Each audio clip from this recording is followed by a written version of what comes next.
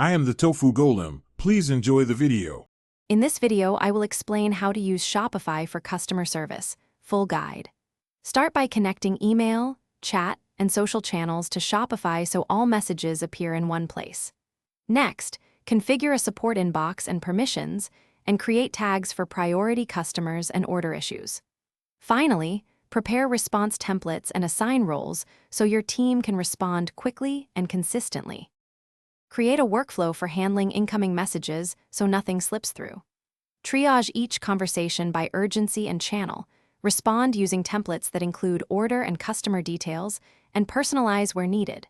For refunds or technical problems, escalate to the right person and add clear notes with tags. Track unresolved cases and set reminders so you meet SLAs and maintain friendly, helpful communication. Make returns and refund processes simple and visible to reduce inquiries. Publish a concise return policy and add it to templates and the Help Center. Use Shopify's draft orders and refund tools to process returns and record refund amounts, shipping, and notes. Create a knowledge base of FAQs and step-by-step guides so customers can self-serve, which frees your team to handle exceptions more quickly and with better context. Thanks for watching. Consider subscribing if we helped you today.